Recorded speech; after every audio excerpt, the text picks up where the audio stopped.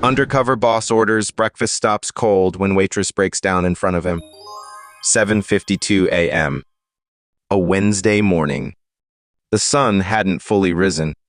Light slipped through the trees, casting soft golden spots across the dusty glass of Morning Brew Calf Branch Number 4, the oldest in the entire chain founded by Michael Foster 50 since day one.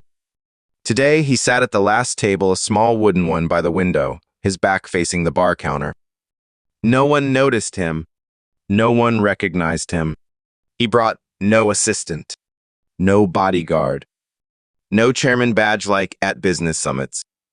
Just a middle-aged man in a faded gray jacket, a worn-out baseball cap, and a soft leather notebook filled with scribbles and crossouts.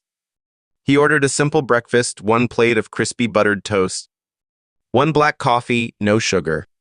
Exactly the kind of breakfast he used to make himself every morning during the first 5 years of starting this business, when the original calf had only him and 2 employees.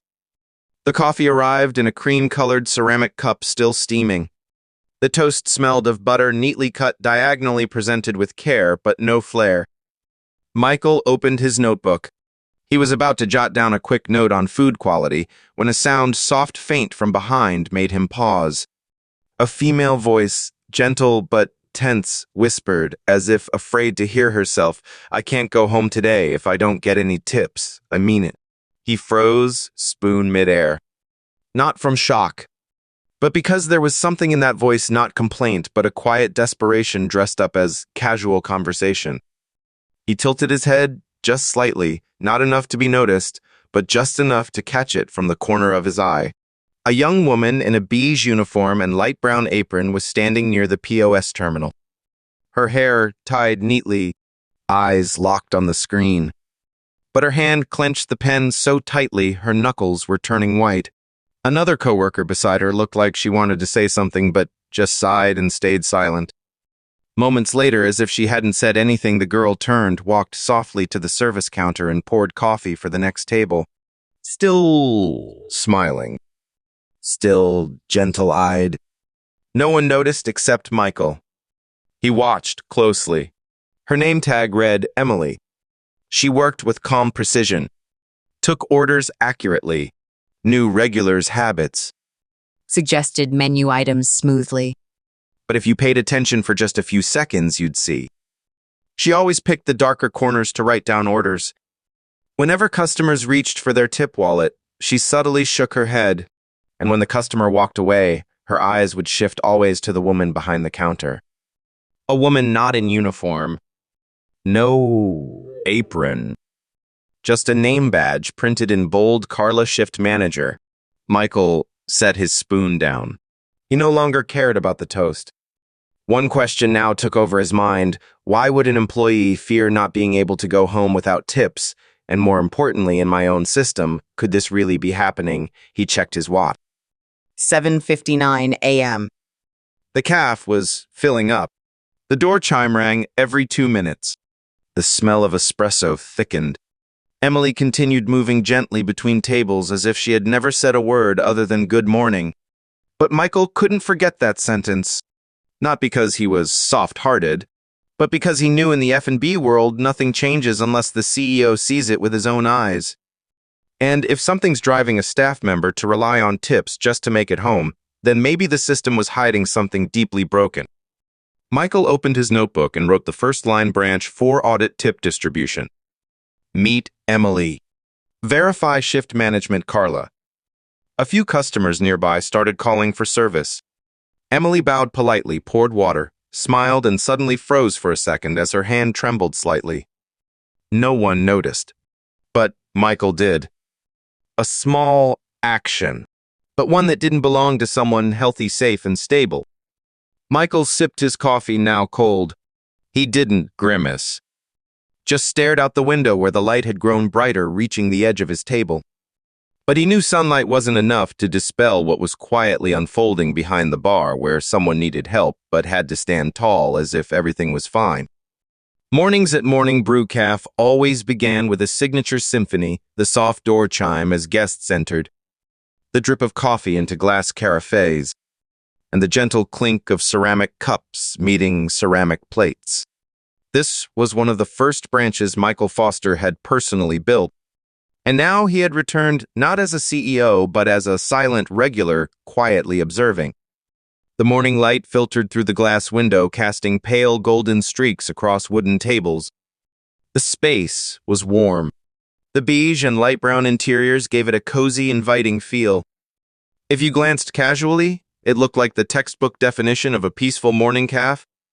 But no one knew that peace was only surface deep. Michael Foster, founder of Morning Brew, 50 years old, was sitting at the very last table wearing a faded gray sweater, khaki pants, and an old baseball cap. His round-framed glasses made him look more like a novelist seeking inspiration than a CEO auditing his own business. No one recognized him. No one paid attention. And he preferred it that way. Because he wasn't here to be noticed, he was here to listen to the things employees would never say in a meeting. The supporting cast slowly appeared like characters in a naturally unfolding play. Emily, the morning shift server. Around 23, tall and slender.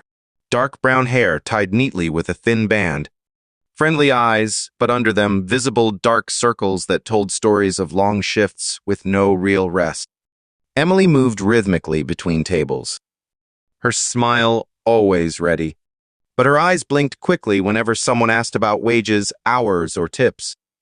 Michael noticed every time a guest reached for their wallet to tip her directly, she would gently shake her head, then glance discreetly toward the back counter where Carla sat glued to the POS screen, fingers flying over the keyboard, never lifting her gaze. Marcus, the head chef, had worked here 4 years according to Michael's records. A man in his 30s. Black apron, always turned his back when anyone entered the kitchen. When Emily handed over an order, he only nodded, no questions. No feedback. Every time someone mentioned pay or procedures, Marcus would just grunt and turn away as if something had happened before something he didn't want to talk about. An elderly customer, Mr. Joe. He sat at the bar, always at the window side stool. In front of him, a cup of unsweetened herbal tea and a piece of muffin cut from a larger one, same as every day. Michael knew Mr. Joe. Not closely, but his name had come up frequently in customer feedback, always rated the place as friendly, warm, but a bit overpriced. Today, Mr. Joe leaned over and whispered to Michael, completely unaware that he was speaking to the owner. That girl's a good one. Always polite with everyone. But last week, I saw her eating leftovers from someone's plate. End of shift. No one had forced Emily to eat scraps, but it looked like she had to, and no one said anything. Because everyone knew. But no one dared to ask. Emily stood counting her tips in the break room corner, not under the main lights, but a dim yellow one. Every time she finished counting, she'd quickly stuff the money into her apron pocket, then walk out fast like she'd done something wrong. A young customer, after finishing breakfast, smiled and offered her a $5 tip. She was about to accept it, then Carla, the shift manager, appeared from behind and coldly said tips are pooled and divided at the end of the day. Please place it here. The customer hesitated, but eventually placed the money into the small box on the counter. Emily glanced briefly at Michael, her eyes conflicted. She bowed slightly without saying a word, then turned away. Michael quickly jotted in his notebook, Carla forbids receiving direct tips. Tips are pooled, but the distribution method is unclear. Staff show signs of apprehension and don't ask about their rights. Emily behaves as if she's afraid of being seen when handling money. No one outright lies. But everyone holds something back, as if there's a thin line between what can be said and what can't. Michael took a sip of his coffee. It still had the same flavor, but this time it tasted more bitter. Because clearly a system he once took pride in for its humanity now had a crack wide enough for people like Emily to fall through. The wall clock struck exactly 8:31 a.m. Michael Foster sat still at his usual table, the one he always chose when he wanted to observe a branch as a stranger. The coffee in his cup had cooled, but a slow heat was rising within him. Anxiety quietly grew with every tiny detail he'd noticed that morning: Emily's trembling voice, Marcus's evasive glances, Carla's strange behavior as shift manager. And then it came. Not loudly, not dramatically, but in a whispered question from a young barista. He was cleaning the espresso machine, then leaned toward Emily and asked in a voice just loud enough for Michael to hear, "They're not letting you pick up night shifts." Emily was stacking cups. She paused for just a second and smiled lightly, but there was no joy in her smile. The shift lead said, "I'm not qualified." "But you know that's not true, right? I don't complain much." "I only asked a few questions about tips." She shook her head. "I already know the real reason." Michael lowered his notebook, leaned slightly back in his chair to get a full view reflected from the mirror on the ceiling above the bar. Emily was standing upright, but her gaze was unfocused. Her fingers gripped the tray edge so tightly the joints turned white. Not because she had just revealed a secret, but because she'd been carrying that secret for far too long. At that moment, Mr. Joe, the elderly customer at the bar, suddenly spoke up as if he couldn't hold it in any longer. That girl once asked for night shifts to earn enough for rent. But they said no. No reason. No explanation. "Here, if you talk too much, they'll switch your shift. If you're lucky, just from morning to afternoon. If not, you disappear from the schedule entirely." He took a sip of tea, then muttered, "Too much cleanliness always means there's hidden dirt." Michael nodded slightly. A sentence from an old man, but it felt like a wake-up call. A system that was designed for transparency, now under one manager's control, had become a tool for manipulation. Michael recalled Carla had once been up for promotion, but her file had been put on hold due to an anonymous complaint. Now he was glad he hadn't approved it. He glanced toward Carla. She was seated in the management area, hands flying across the keyboard, occasionally looking up. Each time a staff member walked nearby, she gave a single look. No words needed, but everyone understood and backed away. Michael added to his notebook, "Audit how shifts are assigned at Branch 4. Cross-check Emily's actual hours over the past 30 days.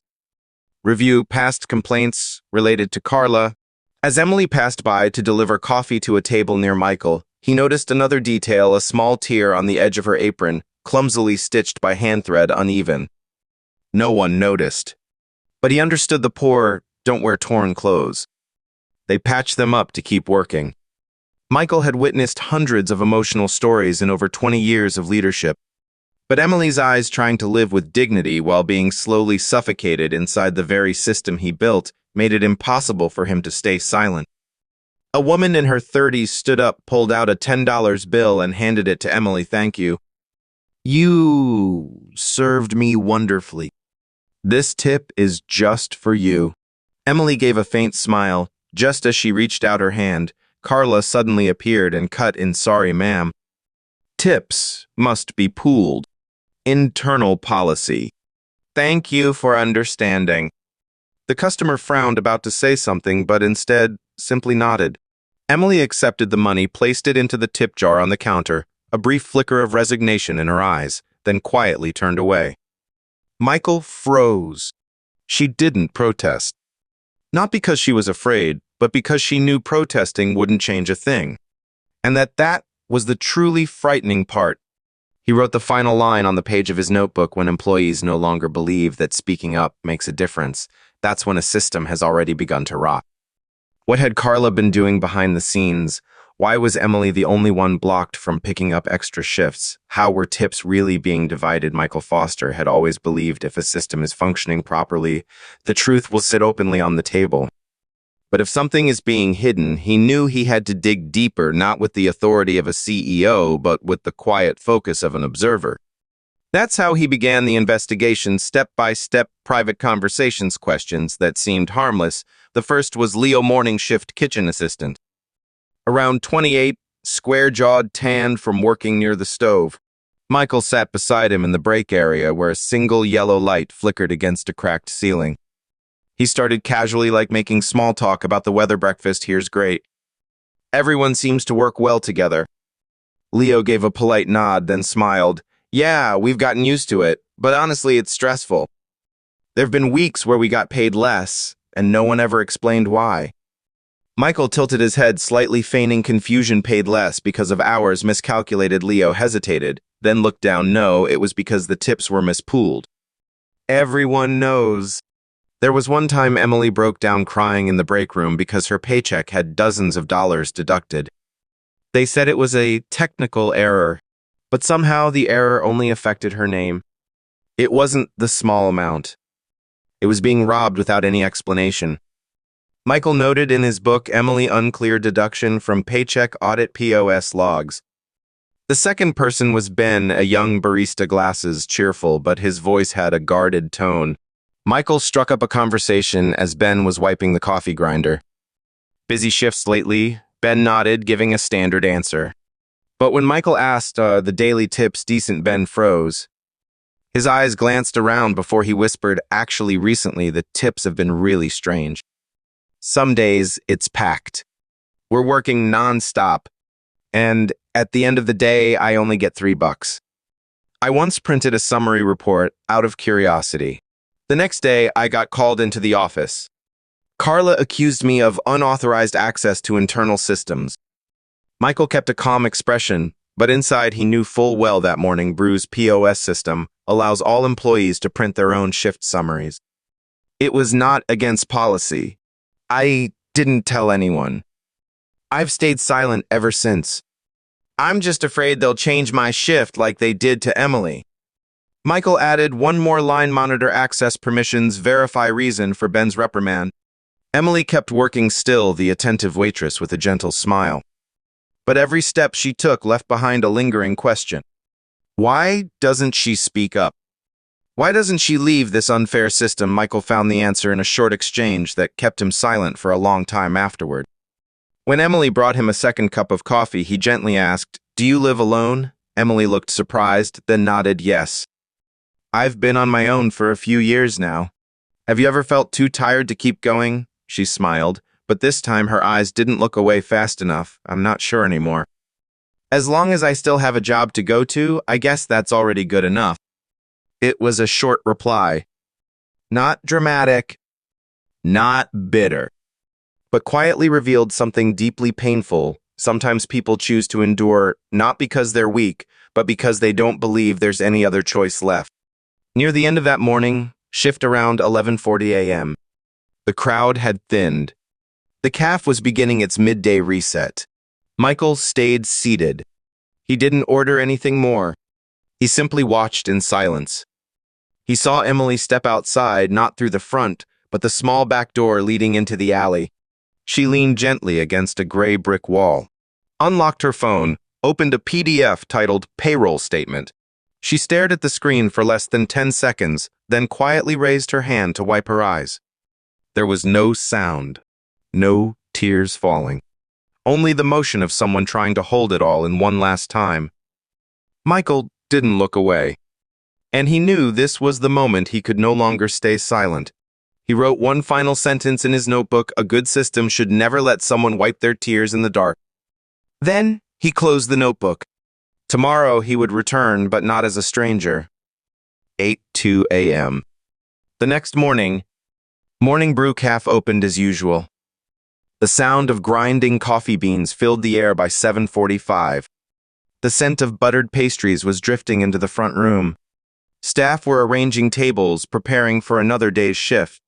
No one noticed the black SUV that parked earlier than usual.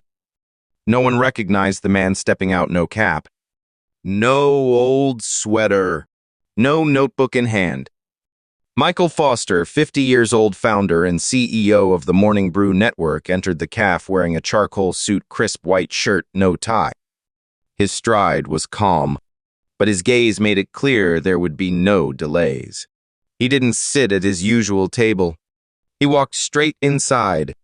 His voice rang out, not loud, but unmistakably firm. "I need all current staff, including the shift manager, out in the front area. Right now." Carla, seated behind the counter, eyes wide open, unable to hide her panic. "What's going on?" Michael didn't answer right away. He waited until everyone, Emily, Ben, Marcus, even the janitor, was standing before him. Some had started whispering, but no one dared to ask. The room fell completely silent. Michael looked around, not just scanning, but letting his eyes rest on every single face. And finally, he turned toward Carla. His voice was low but unwavering. "I have a few questions about how tips are distributed here." Carla swallowed. She stood upright, but her hands began twisting in front of her apron. And Michael continued, I want to know why an employee at Morning Brew has to live on cash. Why she has no insurance. Why she isn't allowed to take extra shifts. Why no complaint about her paycheck was ever acknowledged. Emily flinched slightly. Ben stared down at the tiled floor. Marcus turned away. No one dared to breathe too loudly. Carla forced a smile. I think Emily chose that herself. She said she preferred flexible hours and getting tips in cash. Michael tilted his head. His gaze didn't waver as that, so yes, I just followed her request. A classic maneuver, but this time it landed on someone who had all the facts. Michael quietly pulled his phone from the breast pocket of his suit. He tapped a few buttons, then cast the screen to the POS monitor behind the counter. Shift edit history, 3 weeks in a row. Editor... Carla. Next, he laid down 3 printed documents, tip transfer logs, Emily's payroll breakdown, and a formal warning from HQ regarding unauthorized access to system statements, all marked with Carla's initials. No arguments. Just facts laid bare in the same caf that only 24 hours ago had felt like a peaceful space. Carla began to truly unravel. I don't really remember. I thought maybe Michael raised a hand. He didn't need more excuses.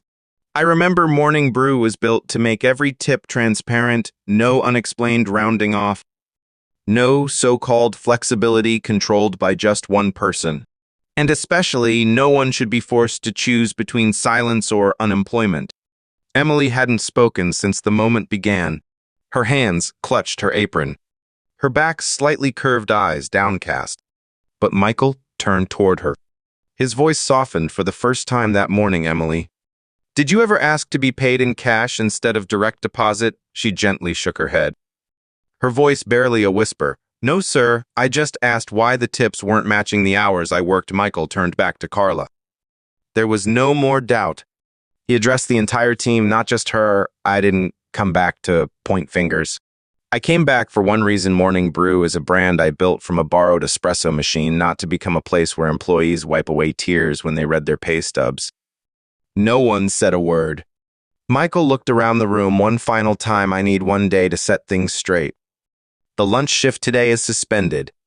All employees will still be paid in full. As for the shift manager role as of this moment, you are immediately suspended. Carla stood frozen. No one intervened. No one defended her. And that silence was the loudest voice in the room. No more excuses. No more vague answers. Only concrete evidence and one man standing in front of everyone. Calm but so resolute it was chilling. Michael Foster didn't need to argue. He opened a worn brown leather briefcase and placed it on the counter. Then, one by one, he pulled out documents, each sheet like a stone, knocking down the wall of silence inside Morning Brew Caf. A printed POS tip report covering the last 21 days. Each day showed the same pattern. Emily's tips were abnormally low, even though she had served nearly double the tables of her coworkers. Michael pointed to the edited by column. Each entry read edited by C. Carter. Carla Carter, the shift manager. He inserted a USB into the POS monitor. A video clip from the internal security camera behind the kitchen popped up. It showed Emily working from 7:00 p.m. to 10:30 p.m. for 5 consecutive nights. But according to the official schedule, she was only clocked in until 5:00 p.m. each day. She didn't get paid for those hours. But she stayed. She kept serving, cleaning up like a full evening shift. Ben whispered it beside him almost as if to himself. Michael then laid down Emily's official payroll report for the previous month, printed directly from Morning Brew's central system. It showed 18 total shifts, including 6 evening shifts. But the overtime compensation field was left blank. Beside that was another payroll summary, this one emailed by Carla to Emily's personal account, not through any official channel. There was a strange deduction, temporary adjustment, $83, no reason. No documentation. Michael looked up straight at Carla. Can you explain to me why an employee's money is being advanced without their knowledge? Carla froze. Her throat tightened. She glanced over at Emily, who stood just behind the narrow door to the break room. For the first time, everything hidden in the dark was now lit by irrefutable data. Carla tried to regain composure. I only did what I thought was necessary to keep things fair for the whole shift. Michael's tone remained even. He flipped over one final page. This is an email from 2 former employees who left 3 months ago. It reads, had shifts changed after asking about tips? Stayed silent out of fear of being terminated. You thought I wouldn't notice these things just quietly disappearing? No one spoke. No whirring coffee machines. No murmuring customers. No casual glances from coworkers. Only Michael and a truth that could no longer hide. Emily stayed frozen in place. Her hands clutched the edge of her apron. Her lips pressed together like she wanted to speak, but her throat tightened not from fear but from emotion. For the first time, someone spoke up for her. For the first time, what she had silently endured for months was finally named. For the first time, she no longer felt like the outsider in a system that had always been broken. Carla's face turned pale. No more protests. She stepped back, her eyes scanning the calf, but no one looked at her the same. Marcus, the head chef, quietly untied his apron and placed it on the counter. Then he pulled out his phone and played an audio file already saved March 8th, 5:49 p.m. Carla's voice, if you ask about tips again, I'll change your shift. Don't think I won't do it. Michael didn't need anything more. The wrongdoer wasn't yelled at, wasn't dragged out in drama. They were exposed by data and undeniable actions. And more importantly, the good no longer had to speak up for themselves. Because this time, the system spoke on their behalf. Michael slowly gathered the documents. He said one thing not just to Carla, but to everyone in the room: justice doesn't need to shout. It just needs a gaze that doesn't look away and enough data. He turned to Emily, who now stood with tears brimming but upright. You don't have to apologize for enduring it. You just need to remember from now on you don't have to be silent. The calf stayed quiet, but this time it was a different kind of silence. No more fear, only relief. Like a heavy weight had just been lifted from every chest. No more excuses. No more blurry lines. Morning Brew, the branch once considered a model calf in the entire chain, had revealed a deep fracture. Not because of system failure, but because too many people had stayed silent for far too long. Michael Foster looked around the calf one more time, but this time, not as a CEO, as the founder. He walked forward, steady, decisive. Before all the staff who stood frozen eyes full of emotion, he gently placed a hand on Emily's shoulder. His voice low, firm, but soft as morning mist. From now on, every hour you work will be recorded clearly, fully, and transparently. You won't have to rely on scraps of kindness to get through each day. Emily held her breath, eyes red, trembling. But this time, she didn't look away. For the first time, she looked straight at the person protecting her. Michael turned to face the whole team, no barriers now between them.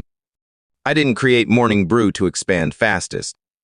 I created it so that anyone who pours a cup of coffee here could live with dignity.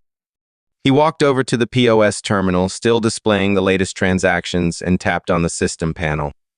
Starting today, our tip distribution will update in real time. Every tip, every dollar will show exactly who it belongs to.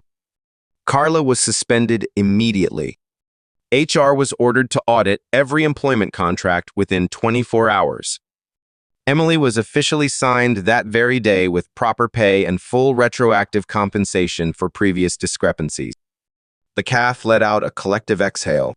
No cheering, no applause, just a deep shared breath of relief. Ben, the barista, once warned for printing a tip report, was handed a new POS access badge. Open. Transparent. Marcus, the quiet chef, finally spoke. Thank you for coming back, sir. Emily remained still, but this time she no longer trembled. She looked around the room, then removed her old apron and put on a fresh official Morning Brew uniform, midnight blue. the exact shade given to full-time recognized employees. A single tear slid down her cheek, not from despair, but because finally she had been seen. Michael glanced at his watch. 9:47 a.m. He nodded to the senior manager beside him, reopen at 10:00. But today, every team member gets 15 minutes to write down what they want Morning Brew to stand for. Not just sales targets. The space no longer felt like a cafe. It felt like a locker room right after the captain stepped forward to protect the most vulnerable on the team. And the whole team won, without needing to score. Michael didn't need to say much. Just one final sentence he spoke slowly, as if to each person watching this story breakfast isn't about the food. It's about how you treat the one who woke up at 5 a.m. to make it. 9:58 a.m. Michael stepped out of the cafe. The early sunlight hit the old oak sign Morning Brew Cafest, 2008 gleaming like it was brand new. He paused on the doorstep, inhaled deeply the scent of freshly roasted coffee, the scent he used to wake up to every morning for over a decade. And behind him, for the first time in many years, applause rose up. Not for fame, not for a rousing speech, but for one man who dared to speak the truth at a moment when everyone else was still silent.